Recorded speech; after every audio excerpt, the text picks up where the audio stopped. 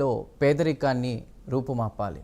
ముఖ్యంగా ఈ P4 విధానం అనేది తీసుకొచ్చి కూడా ఏపీలో అంటే మనం ఎలక్షన్స్ ముందుకు చూసుకున్నా కూడా వాళ్ళు ఇచ్చినటువంటి రకరకాల హామీల్లో భాగంగా ముఖ్యంగా ఏపీలో మహిళల్ని కోటీశ్వరుల్ని చేస్తాం, పేదరికాన్ని నిర్మూలిస్తాం.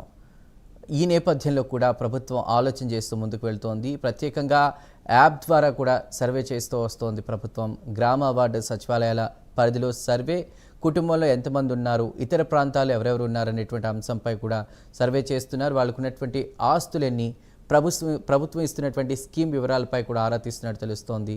అయితే ఇందులో ముఖ్యంగా మనం చూసుకుంటే కనుక కారు ఉందా, 2 వీలర్ భూమి ఉన్నాయా అని ప్రశ్నలు, టీవీ ఫ్రిడ్జ్ ఉన్నాయా అనేటువంటి ప్రశ్నిస్తూ కూడా సర్వేలు చేస్తుంది.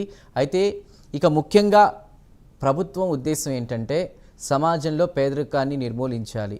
గతంలో కొన్ని విధానాలు తీసుకొచ్చినప్పటికీ కూడా అవి కొంతమేర సక్సెస్ అయినప్పటికీ ప్రస్తుతం P4 విధానాన్ని తీసుకొచ్చి పేదరికాన్ని సమూలంగా తొలగించాలి, పేదరిక నిర్మూలన చేయాలి, రాష్ట్రంలో ప్రజలందరికీ కూడా వాళ్ళ కాళ్ళ మీద వాళ్ళు నిలబడేలా చేయాలి.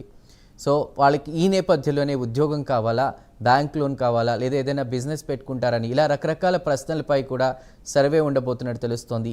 ఇక వాళ్ళు ఏదైనా సరే ఒక ఉద్యోగం చేసుకోవాలన్నా, లేదంటే ఏదైనా వ్యవసాయానికి సంబంధించిన రుణాలు కావాలన్నా వడ్డీ లేని రుణాలు మంజూరు చేయడం, వాళ్ళ ఆదాయాన్ని అది బేస్ చేసుకుని కూడా ముందుకు వెళుతున్నటువంటి పరిస్థితి.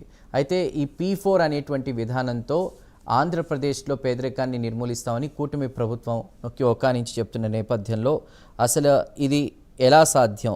ఈ సర్వేకి సంబంధించి కూడా కూటమి ప్రభుత్వం ఏ దిశగా ముందుకు వెళ్ళబోతోంది?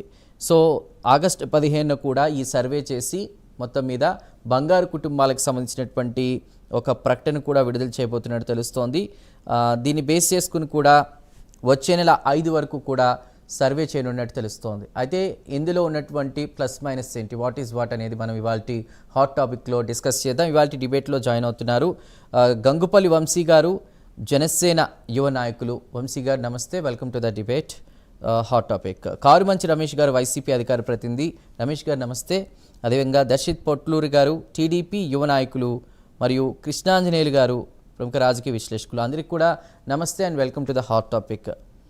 ముందుగా గంగుపల్లి వంశీ గారితో మాట్లాడదాం. వంశీ గారు, రాష్ట్ర వ్యాప్తంగా కూడా ఈ P4 విధానంపై ప్రత్యేకంగా సర్వే చేపట్టారు. దానికి సంబంధించి మీరేం మాట్లాడతారు? అంటే దీన్ని బేస్ చేసుకుని రాష్ట్రంలో పేదరిక నిర్మూలన సమూలంగా జరుగుతుందా, లేదంటే ఇందులో ఏ విధంగా ముందుకు వెళ్ళేటువంటి పరిస్థితి ఉంది? వంశీ గారు ఆడియో చిన్నగా వస్తుంది, మ్యూట్లో ఉంది, మ్యూట్ తీసి మాట్లాడారు.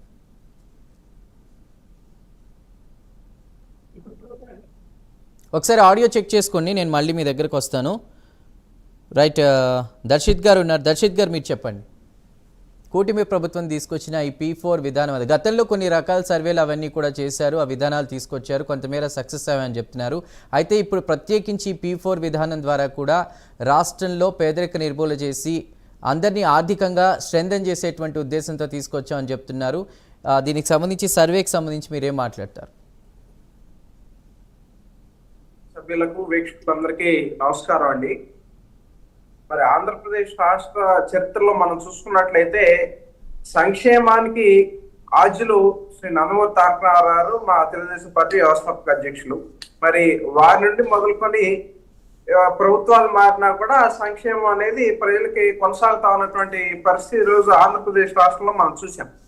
అయితే సంక్షేమ పథకాల తాలూకా ఒక మూల ఉద్దేశం ఏంటి అంటే ప్రజల్ని దారిద్ర్య రేఖ నుంచి బయటకు తీసుకురావాలి, వాళ్ళకి సమాజంలో ఒక ఉన్నతిని కలిగించాలనే ఒక ఉద్దేశంతో ఏ రాజకీయ పార్టీ అయినా సంక్షేమ పథకాలు ఆ దిశగా ఇచ్చినటువంటి పరిస్థితి ఈ రాష్ట్రంలో మనం చూసాం. మరి అది ఏమైందంటే కొన్నిసార్లు శృతి మించి పాకాన పడినటువంటి పరిస్థితి కూడా ఉంది. తెలుగుదేశం పార్టీ హయాంలో మరి ఎప్పుడు సంక్షోభాలు ఉన్నా కూడా సంక్షేమాన్ని విస్మరించకుండా మరి చేసుకుంటూ వచ్చినటువంటి పరిస్థితి చూసాం. అయితే గతంలో వైఎస్ఆర్ కాంగ్రెస్ పార్టీ హయాంలో మరి సంక్షేమాల సాకుతో సంక్షోభాలు సృష్టించినటువంటి పరిస్థితిని కూడా ఈ రాష్ట్రం చూసింది. ఇటువంటి నేపథ్యంలో లబ్ధిదారులందరినీ కూడా ఏదో ఎంగిలి మెతుకులు కాసిపడే వాళ్ళలాగా చిత్రీకరించాలనే ఉద్దేశంతో గత పాలకులు ఏ విధంగా అయితే వాళ్ళు చులకం చేసినటువంటి పరిస్థితి చూసాం. ఈ సంక్షేమ పథకాల మీదే వీళ్ళందరూ కూడా జీవితాంతం ఆధారపడి మన కాళ్ళ దగ్గరే బతకాలి అనే ఒక ఒక దురాలోచనతో గత ప్రభుత్వం చేసినటువంటి విధానాలను మనం చూసాం. ఈ నేపథ్యంలో చంద్రబాబు నాయుడు గారు వినూత్నంగా మరి ఈ P4 కాన్సెప్ట్ ని తీసుకురావటం, మరి పబ్లిక్ ప్రైవేట్ పీపుల్ పార్ట్నర్షిప్ అని చెప్పి ఈ కాన్సెప్ట్ ని తీసుకొచ్చి ఈ పథకం యొక్క మూల ఉద్దేశం ఏంటి అంటే మరి పేదరికాన్ని నిర్మూలించడానికి మరి ఎవరైతే ఈ సమాజం ద్వారా లబ్ధి పొంది మరి ఆర్థికంగా ఉన్నత స్థితిలో ఉన్నారో వారి ద్వారా సమాజంలో ఇంకా వెనుకబడి ఉన్నటువంటి ఆర్థికంగా వెనుకబడి ఉన్నటువంటి వాళ్ళందరికీ కూడా ఒక చేయూతనిచ్చి రాబోయే రోజుల్లో వాళ్ళందరినీ కూడా మరి ఏదైతే ఈ దారిద్ర్య రేఖకు దిగువన ఉన్న వాళ్ళందరినీ కూడా దాంట్లోంచి బయటికి తీసుకొచ్చి వాళ్ళని సమాజంలో ఒక ఉన్నత స్థానంలో చూడాలి, ఈ పేదరికాన్ని నిర్మూలించాలని ఒక మంచి ఆలోచనతో చంద్రబాబు నాయుడు గారు ఈ కార్యక్రమాన్ని తీసుకోవడం జరిగింది. ఇది చంద్రబాబు నాయుడు గారు ప్రతిపక్ష నాయకుడిగా ఉన్నప్పుడు కోవిడ్ సమయంలో ఆయన కొంచెం తీరిక దొరికినటువంటి సమయంలో GFST global forum for sustainable transformation అనే ఒక సంస్థ స్థాపించి దాని ద్వారా కొంతమంది మేధావుల్ని మరి అదేవిధంగా ఆర్థిక రంగ విశ్లేషకుల్ని వీళ్ళందరినీ కూడా ఒక చోట చేర్చి వాళ్ళ ద్వారా వచ్చినటువంటి ఒక ఆలోచన ఈ P4 కాన్సెప్ట్ అని కూడా ఈ సందర్భంగా తెలియజేస్తా ఉన్నాం. మరి దీనికి ఆగస్టు 15వ తారీఖు నుంచి దీన్ని రాష్ట్రంలో భారీ స్థాయిలో ప్రజల్లోకి తీసుకువెళ్ళాలి. తద్వారా ఆగస్టు 15 ఏదైతే స్వాతంత్రం వచ్చిందో మరి 2047 ఆగస్టు 15 నాటికి రాష్ట్రంలో మరి ఏదైతే ఈ పేదరికం అనేది ఉండకూడదు, ఈ జాడ్యం ఉండకూడదు అని చంద్రబాబు నాయుడు గారు ఒక ఆలోచన చేసి తద్వారా ముందుకెళ్లాలని కూడా ఈ కార్యక్రమాన్ని తెలుగుదేశం పార్టీ కూటమి ప్రభుత్వం మరి ముఖ్యంగా దీనికి అత్యంత ప్రాధాన్యత ఇస్తూ ముందుకు వెళ్తా ఉన్నటువంటి పరిస్థితి ఉంది. అయితే దీనికి జనసేన అలాగే భారతీయ జనతా పార్టీ సహకారం కూడా మరి మనం పూర్తిగా చూస్తా ఉన్నాం. అటు కేంద్ర ప్రభుత్వం నుంచి కానీ ఈ రోజు రాష్ట్రంలో ప్రధానమైనటువంటి మిత్రపక్షం మరి జనసేన కానివ్వండి దీనికి పూర్తిగా మద్దతు ఇచ్చి ఖచ్చితంగా ఇటువంటి పథకం ఉంటే రాబోయే రోజుల్లో పేదవాడికి మంచి జరుగుతుంది, వీళ్ళు మరి సమాజంలో ఈ సమతుల్యతలన్నింటినీ కూడా చెరిపేసి మరి ఏదైతే సమతుల్యతను సాధించడానికి ఈ పేదరికం అనేది అడ్డంకిగా ఉంది, దీన్ని చెరిపేయాలనే ఒక ఆలోచనతో మరి పవన్ కళ్యాణ్ గారు కూడా ఈ పథకాన్ని P4 కి మరి మా సంపూర్ణ మద్దతు ఉంటుంది, దీన్ని ఏ విధంగా ప్రచారం చేయాలనే దాని మీద కూడా మేము దృష్టి పెడతామని ఉప ముఖ్యమంత్రి గారు కూడా తెలియజేశారు.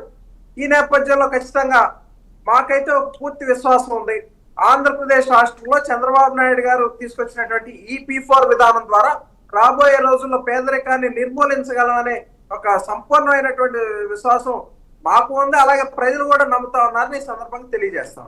రైట్ దర్శిత్ గారు. రైట్ వంశీ గారు చెప్పండి. వినిపిస్తుందండి? వినిపిస్తుంది, క్లియర్ చెప్పండి. ముఖ్యంగా ఈ P4 విధానం ఏదైతే